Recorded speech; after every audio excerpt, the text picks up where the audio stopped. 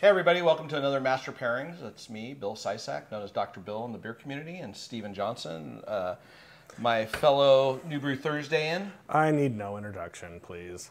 Okay. Not since you grew the beard.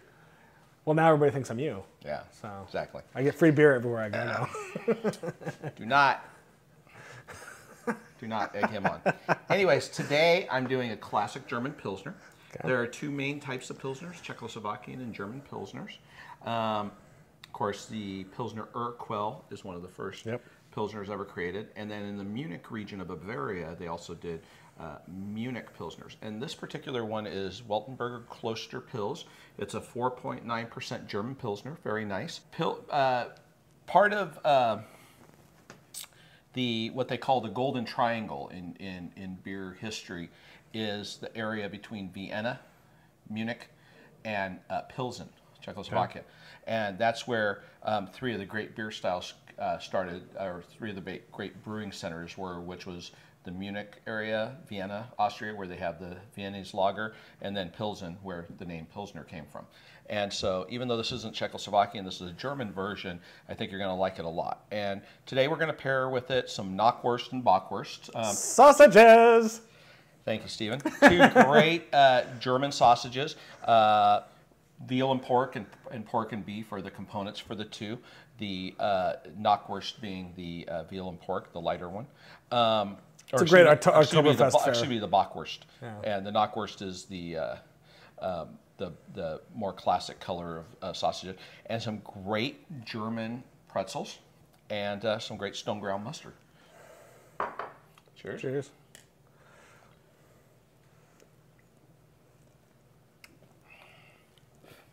Nice crispness. Very refreshing. In the front end, refreshing. Has a hint of subtle sweetness in the back. I already pre-cut some sausages for you, so feel free to dig in. Grab a couple. A little stone ground mustard. Grab you a nice pretzel. Yeah. There you go. I get to make a wish because I got the wish button.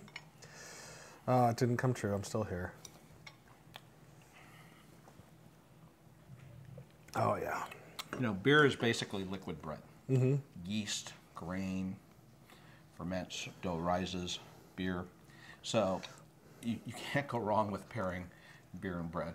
And usually it's a no-brainer with things, but I like a great Pilsen with a pretzel. It's just something I had the years I lived in Germany, and it just goes really well.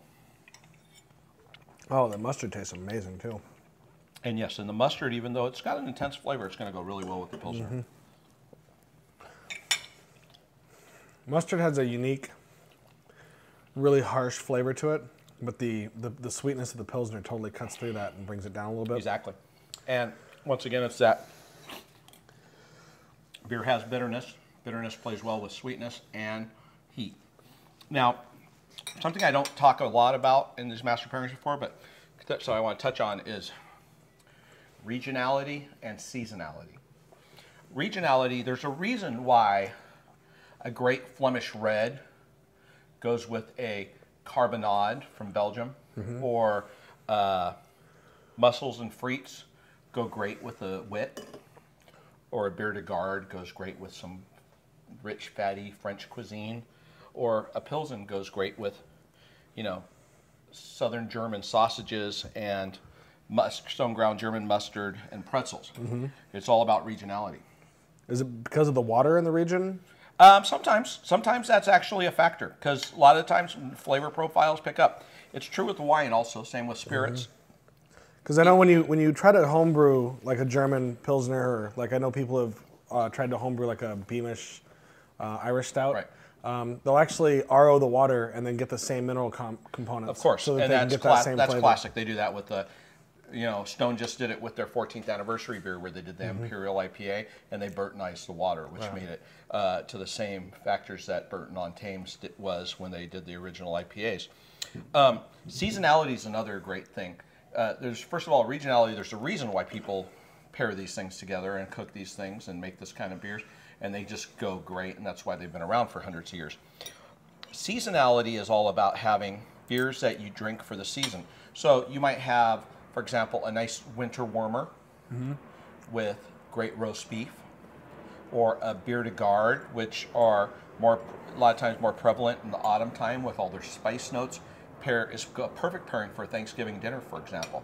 So big barley wines, winter warmers, those things are great when you're having foods that are like that. Also, foods that are warming for cold winter nights. We don't get that a lot of times in Southern California, but you know, when you have the seasons, it really comes into effect and it really plays well. Well, correct me if I'm wrong, which I know you will, but a Pilsner is a nice base beer, meaning, in my opinion, you can kind of drink a Pilsner with just about anything, and it's going to still taste good. It's going to carry its own flavor profile through it and kind of mesh with whatever you're doing. Certain things like this certainly set it off and kind of enhance it a lot more, but like I could see a German Pilsner being a good fallback beer to almost any pairing that you're going to do.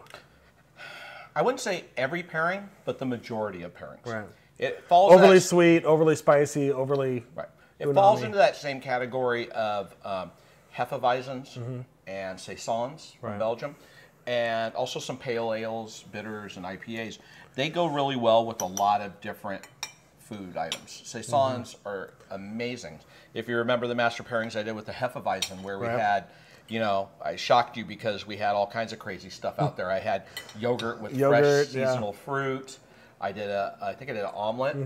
You know, different things. They go really well together. So a Pilsner goes really well. Not my favorite thing with a big, rich, decadent chocolate cake. Right. But other sweet dishes. I mean, you can definitely pair a Pilsner with many.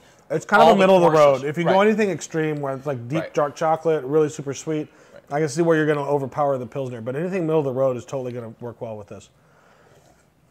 Yeah, I think it's just a great pairing. It's crisp enough, too, to handle the heat. That's why you have all these classic beer styles, these Indian, most of the Indian beers that you get in Indian restaurants, the Chinese beers, Ding Dao, things like that, those are all classic Pilsner styles or derived from a Pilsner style in some form of lager. So those are kind of beers that are made for that cuisine, and that's why they go well with those kind of things, because of the crispness and bitterness. Well, Stephen, I hope you enjoyed this one. I enjoyed it thoroughly. Thank you, sir. Well, cheers. Thanks for coming, and thanks for enjoying another Master Pairings. Boom.